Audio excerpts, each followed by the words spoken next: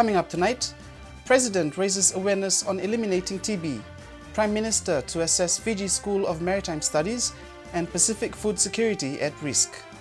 Good evening, I'm Mike Ranamalo. His Excellency the President Ratu Epeli Nailatikau has urged all community members to join hands and fight to eliminate TB in the country. Ratu Epeli made the comment while addressing members of the public while marking World TB Day this morning. World TB Day raises awareness about the global epidemic of tuberculosis and efforts to eliminate the disease. 1/3 of the world's population is currently infected with TB. The Stop TB Partnership, a network of organizations and countries fighting TB, organizes the International Day celebrations to highlight the scope of the disease and how to prevent and cure it. The annual event today marks the day in 1882 when Dr. Robert Koch detected the cause of tuberculosis. This was a first step towards diagnosing and curing tuberculosis. While speaking at the occasion, His Excellency the President Ratu Epeli Nailatikau urged members of the public to stand and call for a stop to TB in Fiji.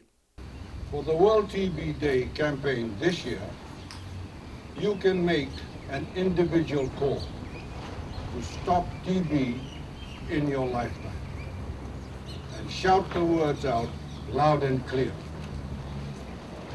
In their lifetimes, today's children should expect to see a world where no one gets sick with TB.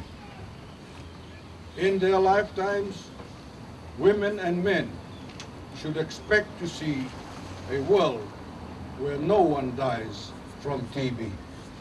The majority of tuberculosis cases recorded last year in the country were along the Suva and Nausori corridor, where the Health Ministry recorded 213 cases of TB, of which 120 were males and 93 females. The Central and Eastern Divisions recorded the highest number of TB cases at 42%, the Western Division recorded 41%, and the North 17%. The theme for this year's World TB Day is Stop TB in My Lifetime. The Prime Minister is expected to visit the Fiji National University School of Maritime Studies after concerns were raised by the stakeholders at the Maritime Talanoa session yesterday.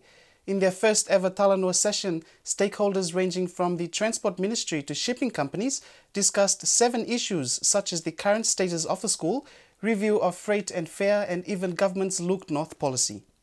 The Prime Minister, Vorenge Bainimarama, yesterday met up with the various stakeholders in the shipping industry. Amongst the issues discussed was the Fiji Maritime School in Nasese. Concerns were raised about the state of the school, and the Prime Minister has promised to look into the issue. At the Maritime School is the economic benefits that come out from this. There's currently, I believe, about 30,000 shortages of seafarers globally. And one of the advantages that we Fijians have is our good ability to speak the English language. And that's in high demand.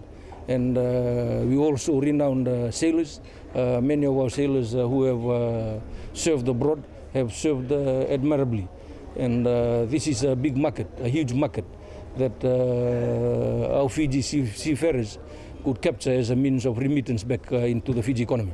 The Permanent Secretary also says the issue is very important, taking into account that Fiji is often referred to as the hub of the Pacific. Yes, there's been several meetings, pocket meetings that have been organized already, like the development of Middle Point, the issue of an oil spill capability to develop a national oil spill policy, the ships licensing, route licensing. So these are some of the issues that that continues to be at the forefront of the maritime industry. Westpac Fiji today organized a retirement information expo inside the Westpac building in Suva as part of its commitment to enhance and improve the financial future of communities in which it operates.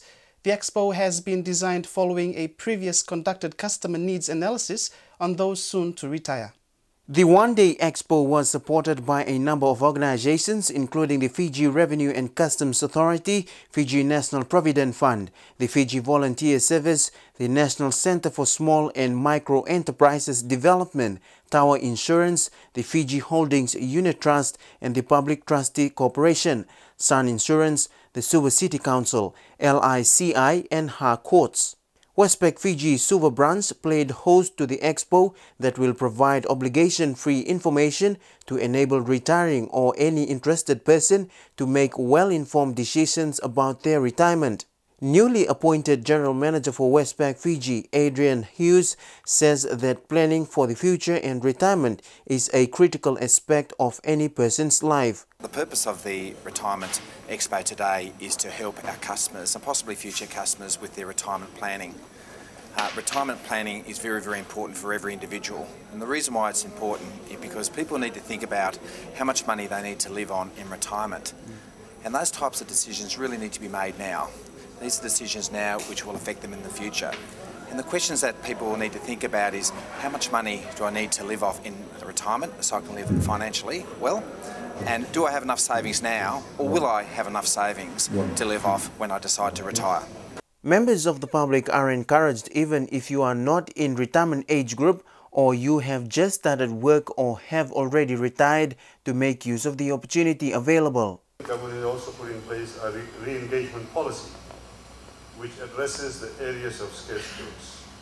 And in situations where the gap cannot be filled, officers are re-engaged until such time when their relevant expertise is available.